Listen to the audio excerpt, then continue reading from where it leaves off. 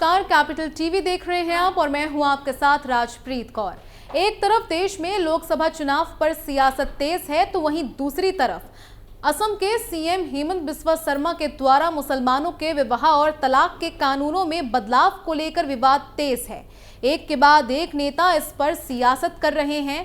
देश में कोई विवाद छिड़ा हो और समाजवादी पार्टी की तरफ से विवादित बयान ना आए, ऐसा तो हो नहीं सकता। इसी बीच सपा नेता एसटी हसन ने एक विवादित बयान दिया है। तो क्या कुछ है पूरा मामला, देखिए हमारी इस खास रिपोर्ट में।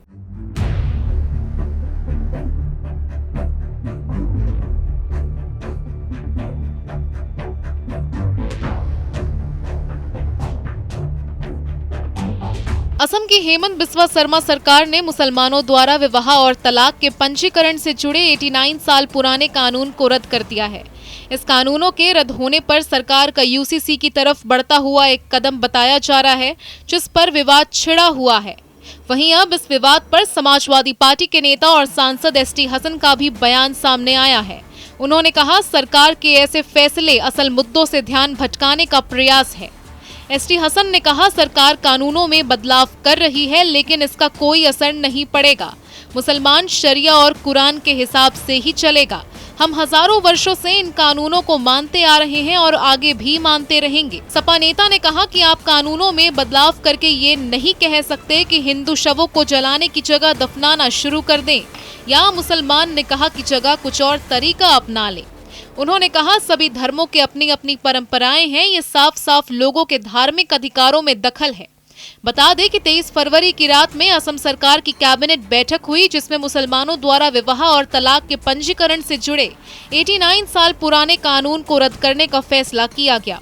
इस कानून पर पर्यटन मंत्री जयंत मल्लाह बरुआ ने कहा कि आज के इस फैसले के बाद असम में अब इस कानून के तहत मुस्लिम विवाह और तलाक को पंजीकृत करना संभव नहीं होगा। हमारे पास पहले से ही एक विशेष विवाह अधिनियम है और हम चाहते हैं कि सभी विवाह इसके प्रावधानों के तहत पंजीकृत हों।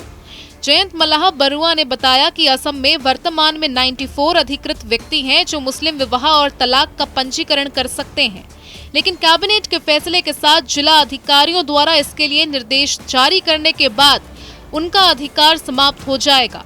बता दें कि इस अधिनियम में मुस्लिम विवाह और तलाक के सर्वोच्च पंजीकरण का प्रावधान था और सरकार को एक मुस्लिम व्यक्ति को ऐसे पंजीकरण के लिए आवेदन पर मुस्लिम विवाह और तलाक को पंजीकृत करने के लिए अधिकृत करने वाला लाइसेंस प्रदान करना होता था।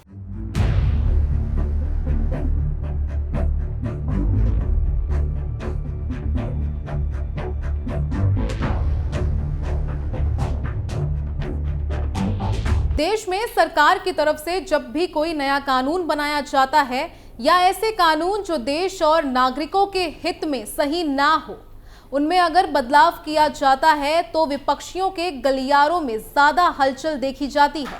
विपक्षी नेता हमेशा सरकार के खिलाफ ही खड़ी रहती है। एक बार सपा नेता के ऐसे बयान ने साफ कर दिया।